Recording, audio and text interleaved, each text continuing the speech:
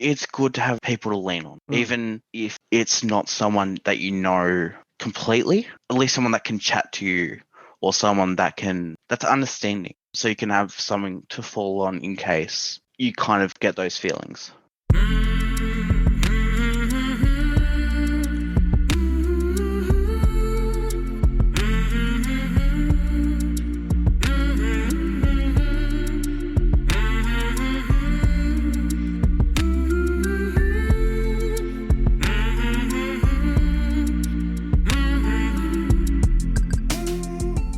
Hey there, my name is Sean, and this is Suicide Noted.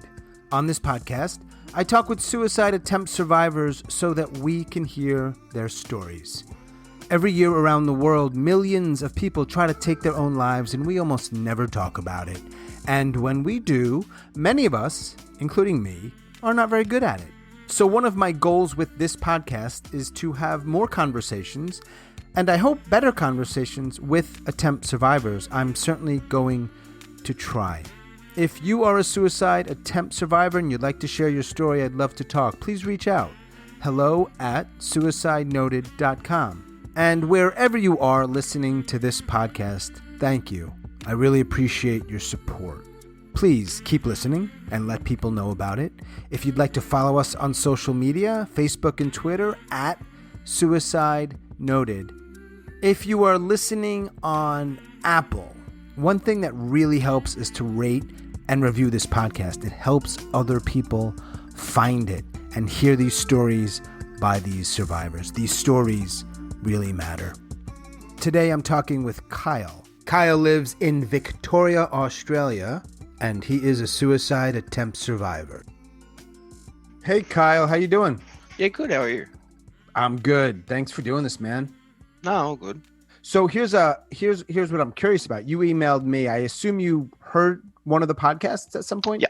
I had listened to the podcast and then I was like, well, I'm a survivor, so might as well. Absolutely. Yeah. Always curious, what's the difference in someone reaching out and just saying, I'm going to listen or do my own thing? I'm so curious about that. I guess it was more just the fact that it had been over a year since I did it and I'd talked about it so many times with other people. Thought might as well go on a podcast. Yeah.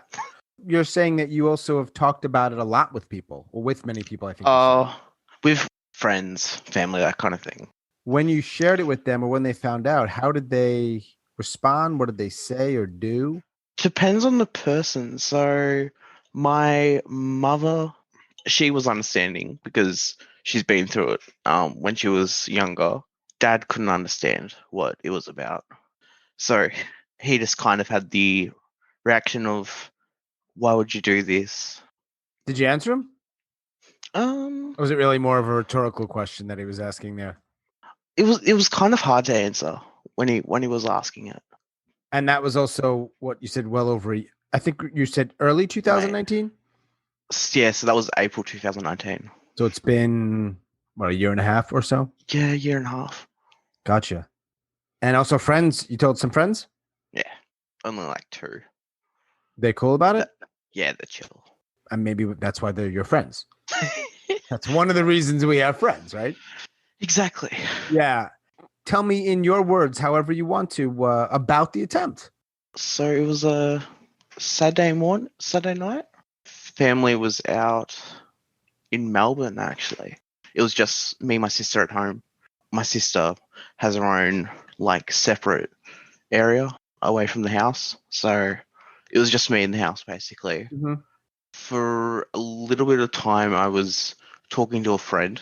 When I usually have thoughts, I usually message one friend, and that usually chills it down. But this time, it didn't really work. Yeah, I had stashed some pills and just took them. You stashed them? Yeah. When you stash something like that, you're planning. I had it for just in case. That was your first attempt, only attempt? Yeah, only one attempt. What is it like to be going through whatever you were going through, and share, if you will, what that was that leads you to say, I'm going to stash some pills because I might be thinking of ending this stuff? By that time, I'd been diagnosed with anxiety and depression, general anxiety. I don't know what depression. And then also Asperger's autism. For the past year or two before that, I was on suicide watch because I was heavily thinking about it. And sharing that with at least one person. Yeah. I don't know that much about Australia, but people can't read minds there either. No. So somebody knew that Kyle was, yeah. Yeah, my therapist had some idea, but of course you don't tell them everything. No, I get it. I mean, well, you have to be careful, right? Yeah. All right, let me pull back for a second. So So what are before we you up to? attempted, you had been diagnosed, which by the way, Session. anxiety, depression, and Asperger's, that's a lot to deal with. Yeah. I also like to be a perfectionist. So, well, that year I was doing year 12, you had that added stress of finishing school. Right. Hang on, I'll go back a bit. Sure. So, the year before, I was originally at a private school. For a bit, I was self harming, Mhm. cutting, that kind of thing. And people started to notice because my stupid ass didn't hide it Right. properly. Well, I'm um, going to pause you, but don't lose your spot if you can. Do you yeah. think that when you're cutting and you're not hiding it, that's kind of a bit of a like wanting people to see it, or you just were a little sloppy about it? See, I was hiding it, but certain areas I was cutting, the clothing would creep up a little bit. Right. It's like with pants. Right. If you sat down, the clothing would come up. Yeah. Yeah, one or two people saw it. There was a big fuss about that. The school didn't really deal with it correctly.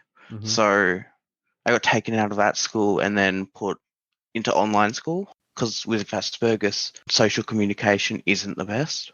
Mm. So I was put into a virtual school where I could do the work and talk to my friends on the side.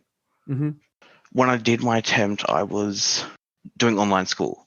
Starting year 12, I was in a deep depression. I wasn't really productive at all. Didn't really get any work done, that kind of thing. It was in April and I had just gotten a test back. I have high standards and anything lower than a B plus is shit for me. To the point where if it's below like a B or a B plus, I have a breakdown. And this was F range. That kind of kicked it off. Which class was it? It was math. I hate And math. the thing is, I love math. Yeah, so I was like, oh shit. It was a lot worse. I had a breakdown and Yeah. stuff. So that was the thing that kicked it off. And I'd never gotten anything like that before. Prior to that, my dad had just gotten surgery for his kidney stones, and he was on the verge of dying from that. It was April 16th when I did my attempt. My family at that time was also owning a business. Mhm. So I had to step up when he was in hospital because he basically took charge of the business. So I had to step up and I was basically running the business while also doing year 12, which isn't the best combination. It's not a good combination. So yeah, that test result kind of basically made everything else hit the roof. So I don't know what point, but I started messaging my friend who usually can calm me down with that stuff. We connect well because, well, she has suicidal ideation as well. So she understands that kind of stuff. Mm-hmm. After maybe an hour or two of messaging her, I was kind of like, no, I'm gonna attempt. Because we weren't in like a phone calls or anything. We were just messaging each other. And I was like, I'm gonna do it. I'm sorry about repercussions and stuff, but I love you and da da da. So I did it, and then I went to bed. The rest of that night, she was messaging me, and I had my phone turned off. So when you went to bed, you had already taken the pills? So I took the pills, and then I went to bed. Mm-hmm. I woke up the next morning. Nothing happened, and I was like, okay. Nothing And happened. Nothing, like you weren't even sick? oh, I did vomit once or twice. When I woke up. So I woke up and I was just kind of in a daze. In my head, I was like, shit, this didn't work. I'm just going to leave it a few days and see if anything starts to happen. Mm-hmm. I took the pills on Saturday night, Sunday morning. The only problem I was having was I could taste like metal in my mouth, like metallic taste. Mm-hmm. I went to my doctor's like that Tuesday, and I've got a good relationship with my doctor, which is good. And he was like, "You got to go straight to hospital," which was like a 2-3 minute walk from the actual doctor's. He wrote me a letter, and then he rang my parents. He had to let them know because I was still underage then, so I was 17. I met my parents at the hospital, and I gave the nurses the note. Yeah, they immediately started doing the usual, putting a drip in, doing a psych eval. Yeah. Because they couldn't really do anything until they did a test to see what was actually wrong. Mm-hmm. Well, I was basically in one of the beds in the emergency room just waiting for maybe 2 hours. So it really wasn't a rush, apparently. Right. No, low stakes here, apparently. Now, but now, in their defense, though, you were seemingly okay. You went to the Yeah. doctor. You walked over there. You didn't come in No, on a stretcher, right? I was still lucid and shit. When you try to end your life, you presumably don't want to be alive. Yeah. And then you wake up. So I get it. Okay, maybe I vomit and this happens and that happens, but like you didn't want to be alive and then you woke up, obviously alive. Like that's got to be, I don't know, what's the word? Weird? It was definitely weird. So when I woke up, I basically just lay in bed for most of that day. And I was thinking about what I could do, whether to just wait out the effects of the pills or I don't know. Mm, I had no backup plan really Right. at that point. right. Yeah, it was just kind of like, I don't want to be alive, Yeah. that kind of thing. Back at the hospital, when they got the test, I was taken to the pediatric unit and I had to be on a drip for like 2 days. During that time, I had a caseworker come in Mm-hmm. to assess everything. That all kind of went down, and then I didn't really know how to feel Mm-hmm. like that whole time in hospital. They had to flush out all the leftover ibuprofen. It was making me drowsy and kind of spacing out. Mm-hmm. So when the caseworker would come, she'd ask me questions and I'd just be there going, sure, yes, no, like one-worded answers. The hard part was when the drip had finally finished, so the 2 days, able to go home for another 2 days because my parents weren't comfortable with me being at home because I was still suicidal. I was still suicidal, but I didn't have a plan. But they still didn't want me at home. Yeah, after 4 days in the hospital, went home, and then like a week later, I had an appointment with my caseworker. Yeah, I had to start seeing my caseworker every week to figure out how it was caused, that kind of thing. I went in and I tend to try and warp the truth, like Yeah. WARP. Yeah, so I can get out of a few things. Sure. And But they also know that you're doing that if they're good. yeah. That should be probably like basic stuff for them. They know that people bullshit them. Yeah, so I went in and we got talking and she was like, "Are you still suicidal?" I'm like, "Yeah." She's like, "Do you possibly have a plan?" I'm like, "Yes." So at that point, because I was still under 18, she had to notify my parents. My parents had to actually close down the shop and come over. What kind of shop is And it, by the way? sportswear. Okay. So just a retail shop. Gotcha. It was awkward because I was left in the room. I was left in the room with them while the caseworker went to go talk to her higher up. That's a tough spot. The awkward silence of having to sit across the room from your parents after your caseworker have just said that you're suicidal and that you do have a plan. That's kind of like... So did mother or father say anything, or was it that just awkward silence for a while? It was awkward silence for mum. Dad basically just came out and said, "Why do you do this?" Yeah. Basically, he was like, "Why'd you do this? Why would you want to end your life?" I'm sure your dad's super cool dude. So I'm wondering here. I don't think that's actually a question. It's a statement. You shouldn't do this. That's what it sounds like to me. Am I off? There were questions in it, but a few of it was rhetorical. But then he would be looking at me, waiting for answers. it is a tough one. I couldn't answer any of it because I didn't know. So the caseworker came back and she was like, "You're going to be admitted to the psych ward," which is a 3-hour drive away. The ward for my area is in Melbourne, and it's like a 3-hour drive. And so that car ride.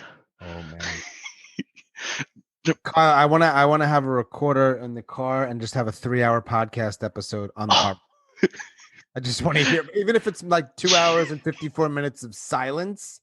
It was. I think the listeners could sense the silence. It would be riveting. Sorry. And I'm not poking fun. It just sucks. Yeah, no, it is interesting. Yeah, as you said, there was a long silence. And considering it was my parents and myself in the car, my caseworker didn't come. They left my sister at home because my sister's 20. You're in the back seat? I was in the back seat. Mind you, this was catch the eyes in the rearview mirror from time to time. Remember those? Yep. Oh man. So that was the longest 3 hours. We ended up getting to the place at about like 7 o'clock. I think my dad stayed in the car and my mum took me in. That was an interesting 6 days in the psych ward. 6 days. Helpful? Yes and no. There were times when I didn't have any energy at all and just wanted to end everything. Certain times where everything was just fine. Mm-hmm. In that ward, there were 6 other people. So 6 other people under 18. Because it was a pediatric ward. I got close to a few of them, but of course, after the 6 days, you kind of just leave and try not to reminisce. So it was April. May, I think. I started seeing my caseworker weekly until my birthday in June, when I turned 18. At that point, they were kind of like, "You're 18 now." That area was only for people under 18, so they kind of had to send me off somewhere else with a new person and a completely new environment.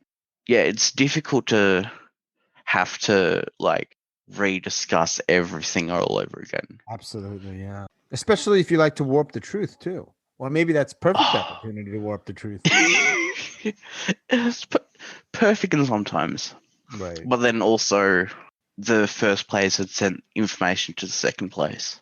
I was basically linked in with that second place for about 6 months. And then again, I was passed off.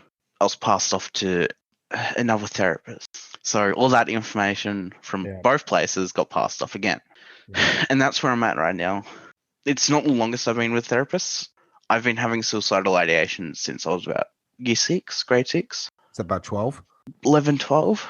Okay. I started seeing a therapist from about 13. And I saw him for 4 years. Let me go back for a second. I have a question for you. A similar question that your dad did. And these are a tough one. Is there a why? You kind of answered it a little bit, but more about diagnoses. But is there other stuff you think that really contributed to the attempt? I say there isn't really a why, but then there's a few reasons. Other than the like things that were happening at the time, and of course the diagnosis, so depression, which doesn't help also. The diagnosis doesn't help? Well, I was never told the diagnosis, but I kind of knew that it was in that kind of area. The fact that it was diagnosed as depression wasn't the thing that was weighing me down. It was more the thoughts and like everything that comes with, say, depression. The negative thoughts, everything else. My dad, because I don't have the best relationship with him, he doesn't understand any of it. So even anxiety and depression. So it's kind of hard for him to visualize it. Right. I'm not picking on your dad here. I promise. I'm not picking on your dad. It sounds like he doesn't get it, and he doesn't, in a way, he doesn't get that he doesn't get it. I think he kind of pushed all that part onto my mum because, as I said, she also has depression and anxiety and had suicidal ideation when she was young. Right. What about your sister? Has she been Um, spared this damned curse? no, No. I can't really say much because I don't know my sister's situation. Right. Like, I know she has demons as Yeah. well. I didn't actually know it, but a few years before I started self-harming, my sister was self-harming, and they nipped that on the butt early Mm-hmm. enough so it wasn't as recognizable. Yeah. Have you consistently ideated at all since, I suppose, the attempt or the hospitalization? Yeah, it's been worse the like past month because of course you have ups and downs. Sure. Yeah, You still got a stash? no, Are no, you warping the truth right now? no, and yet I'm smiling with that for some reason. Right, sure. Right. And what we say here stays here, but it is a podcast and people might hear it. So you know Yeah, that. yeah. No, there's Yeah, no stash though. there's no stash. Ideating can mean a lot of different things to a lot of different people, I think. So for you, what does that sound like or feel like? It's the only thing that you're focusing on for that whole time. So I don't want to be alive. Are there any myths that when you hear people or read about it or you hear people say them, you think to yourself, that is complete bullshit? One thing that has always been interesting is that connections with Asperger's and depression. Mm-hmm. The Asperger's can sometimes contribute to the thoughts, Okay. but it doesn't always. Sure. So, like, you overthink everything, but with certain things, you don't, like, full stop. I don't know how else to put that, sorry. No, that's okay. I don't know much about Asperger's. Talked to a few Yeah, people that have dealt with it or deal with it. But yeah, it sounds really hard to try to put into words or articulate, particularly to people who aren't going through it. Like, you just can't. yeah. That confuses a lot of people. In some ways, it also confuses my therapist and my parents. You don't know when you're overthinking, Mm-hmm. if the overthinking contributes to the suicidal ideation, or if it just contributes to like distracting it. Yeah, it's a big mess. It's Yeah. not you. I'm not saying you are. It's saying all these different No, it's things, and understandable. it's like messy, man. Yeah. And It's a for the last it's a 8 months, clusterfuck. it's a clusterfuck in a lockdown. Oh yeah, in a lockdown. Now, some people, interestingly, have done, from their words, not mine, actually feel like their lives are a little better in the lockdown. Some certainly by no means are. So, how has it been for you? For lockdown, a lot of like say my friendships were I met online. So that didn't really affect what happened when COVID came in Right. because I was Yeah. still able to talk to them online. And then I didn't really have a social life outside of online for a lot of time. So, well, for a lot of years. So it didn't really affect me when that came. Where's the girl that you were talking to the night you attempted? She's in Adelaide. But like, is she still in your life? Oh, yeah. You're friends with Yeah. her? Yeah. Hmm. I don't think she realizes also how much she's done. Yeah. I am gonna venture to say that she would say the same about you, though I can't be sure. Yeah. What is the likelihood, Kyle, that you will be here in 5 years? Maybe 50%. So there's a chance, but yeah, at the same time, there's also a chance. There's a chance to go either way. Yes. So there's some hope, but there's some maybe not so great. Yeah. Yeah. Other than online stuff that I think you mentioned, what's the stuff that you like doing that helps you cope or just you enjoy, period? Yeah, I enjoy driving. Driving has been a big part. Driving a car? Yes. Driving a car. No. But do you have like a race car or just regular car you're driving Oh, around the streets? yeah, just driving around. In Really? a regular car. What kind of car are we talking about? It's not a special car. It's just like a Holden. I don't know what the Holden is. What is that? Oh, it's a brand of car. Is that an Australian car, a Holden? Yeah. So you know how you got like Ram and do you have Ford in America? Do we have Ford? It's like the backbone of our whole country, Kyle.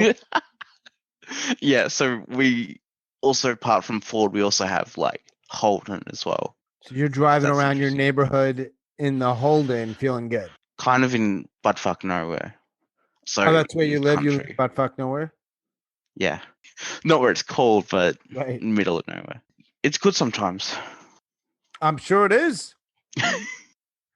People who are listening who feel like Kyle feels or felt like Kyle felt, anything you would say to them? It's good to have people to lean on. Even if, say, it's not someone that you know completely, at least someone that can chat to you or someone that's understanding. So you can have something to fall on in case you kind of get those feelings. Yeah. What about to the people who like your mom, your dad, your sister, maybe friends who are in your world, whoever might be listening? Yeah. Maybe their kid or their sister or their friend is feeling especially down. I know this is a tough question, but anything that based on your experience Yeah. you might want to share with them? Just more or less be there for them. Like, I know it's not their responsibility to message them like every day going, you doing all right, Sure. da da da. Even if it's just keeping up communication, like you would a friend, like family, talking to them. If you don't have a lot of trust with them, they can kind of build that trust with you so they can in turn trust you if they need the help. Apart from friends that I know online, Mm-hmm. I didn't have the best social life at all. Mm-hmm. From 11 to 16, 17, there was this one guy who excluded me from the whole group, who I would call a friend. His ex-girlfriend is one of my best So friends you now. said he excluded you from the group? Yeah. He was nice to me when we were at school. Casual conversation, like how you doing, how's classes doing. In school I had like a little group Mm-hmm. that I was at least a part of. Mm-hmm. But then outside of school, so when it came 3:30 when school ended, I didn't have contact with anyone from that group Mm. until the next day at school. It's hard because the one thing that also flared up my ideation Mm. was seeing the whole group. So there were maybe like 10 of them, seeing the whole group like in town, and then me with my mum driving past, and she's like, "Oh, it's your friends." I'll be like going, "Yeah, but they didn't invite me." I was never a thought. I was more of an afterthought. Mm. The ex girlfriend of the leader of the group. I was kind of, I'd say close to her, but we didn't really talk outside of school until like 16, 17. I'd message her like out of school. So one day I got the courage of messaging her going, when you're out as a group, could I possibly be invited? And she's like, we have been inviting you. At that point, she started looking into it, and his and her boyfriend, the ringleader of the group, was lying to the whole group about inviting me, Mm. saying that I was busy the whole time. No one else ever thought to ask. I wonder what his motivation was. Yeah, who knows? Who knows? But not such He a was nice just thing an to do. ass. He's an ass. Oh, Was ass or is an ass? is an ass. I mean, people change, but probably not. Yep. We can call him an ass. Yeah, he is. There you go. I mean, if you don't want to be called an ass, don't act like an ass. I mean, that's pretty Exactly. straightforward. Don't treat people shit if you don't want Right. to be called an ass. Exactly. That's the biggest takeaway from our talk today, I think, or one of them. Yep. What I got to tell you, not to sound trite at all, I'm glad that a year and a half ago, you woke up, man. You're still Yeah. kicking, still doing your thing. So I'm glad about that. And Yeah. awesome, Kyle. Thanks so much for talking, man. And hang in as best you can, my man. Yeah. Thanks for having the podcast, Sean. You got it, man. I like doing this stuff. So Mm. let's hope it helps, Yeah. I don't know. All I right, think Kyle. at least help someone. Yeah. At least one, maybe 9, maybe 33. Maybe not. We'll never know. But hey, both myself and Kyle are hoping that people hear this and maybe, I don't know, man, feel a little less alone or feel a little more something they need to be feeling. Yeah. Yeah. All right, sir. Have a good day, and I'll talk to you soon. Yeah, you too. I'll talk to you soon. Bye-bye. Bye.